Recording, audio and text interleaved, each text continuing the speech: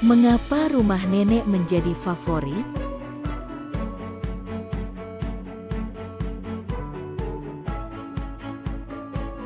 Saya pernah menulis artikel perihal penyebab rumah nenek menjadi favorit untuk mengarang.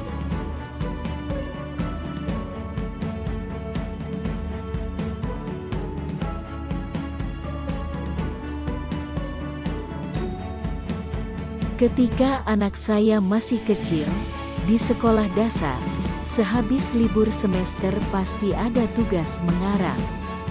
Apa yang kamu lakukan ketika liburan?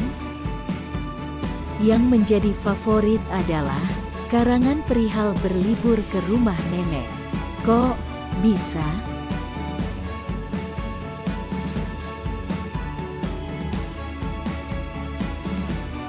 Anak saya selalu bercerita, di awal-awal masuk sekolah, teman-temannya paling banyak membuat karangan pergi ke rumah nenek. Memang, ada karangan lain, seperti piknik ke tempat hiburan, bahkan ada yang ke luar negeri. Namun, yang menjadi favorit adalah pergi ke rumah nenek.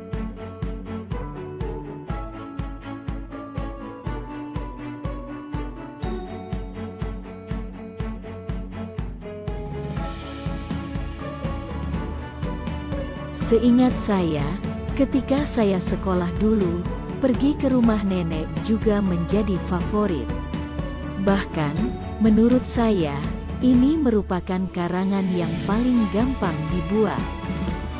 Karena, tanpa pergi ke rumah nenek pun, hampir setiap orang bisa mengarang tentang pergi ke rumah orang tua ayah atau ibunya. Mengapa? Saya jadi teringat nasihat, menulislah yang kita kenal dan kuasai. Setiap kita pasti punya memori perihal kehangatan nenek. Kita mempunyai kedekatan emosional dengan nenek. Inilah beberapa alasannya.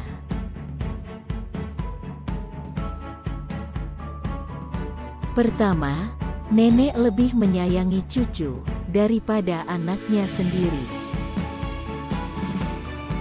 Neneklah orang yang pertama melindungi kita. Nenek pula yang sering memandikan ketika kita bayi, karena ibu kita belum terbiasa memandikan bayi. Kalau ada balita menangis, nenek pula yang sibuk membujuk. Sejak kecil, kita sudah mempunyai kedekatan fisik dan emosional dengan nenek.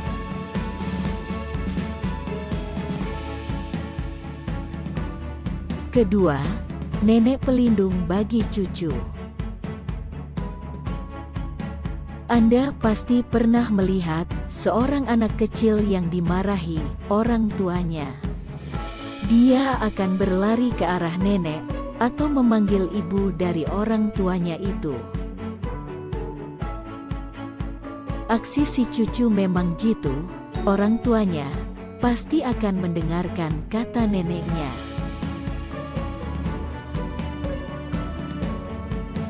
Ketiga, nenek bisa mengeliminasi peraturan atau nilai-nilai yang ditetapkan orang tua. Saya sendiri mengalami, saya melarang anak saya membeli es krim karena sedang flu. Ketika ke warung, saya mendengar ibu saya berkata ke cucunya, "Jangan bilang, Papa, kalau Mbah beliin kamu es."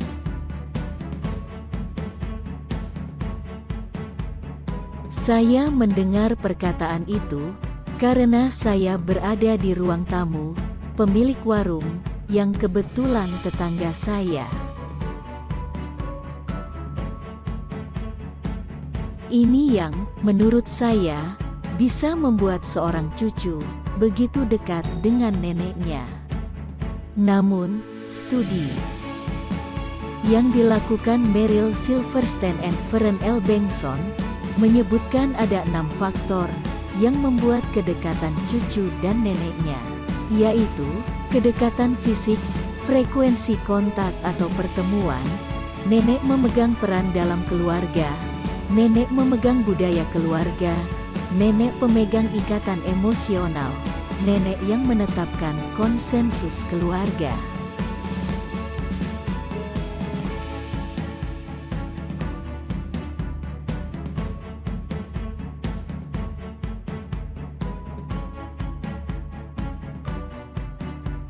Kembali ke soal menulis ke rumah nenek. Karena sudah dekat, secara emosional dan fisik dengan nenek, rasanya menulis dari sisi manapun, perihal nenek kita mampu melakukannya. Dari sisi karakter, si anak pasti tahu persis karakter neneknya.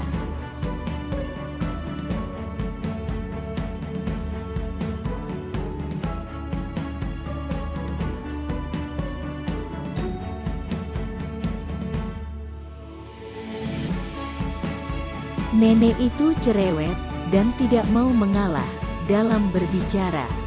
Pasti si cucu bisa cerita secara fasih.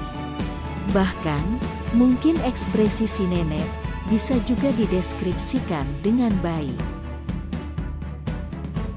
Nenek yang ramah seperti apa? Nenek yang selalu mengembangkan senyum ketika pertama kali bertemu. Tentu saja, ada juga nenek yang selalu menanyakan soal makanan. Sudah makan atau belum? Banyak karakter nenek yang sudah begitu menyatu dengan si cucu.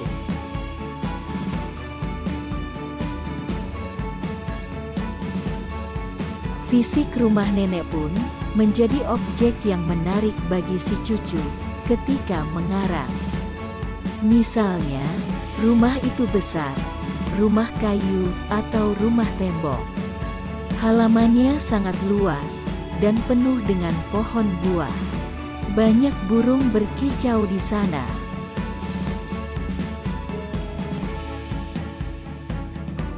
Bahkan, lingkungan rumah nenek pun pasti si cucu tahu persis bagaimana keadaannya. Tetangganya bagaimana?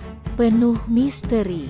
Atau ada beberapa sarang burung di pohon mangga nenek dan seterusnya. Pokoknya, banyak hal bisa diceritakan tentang nenek.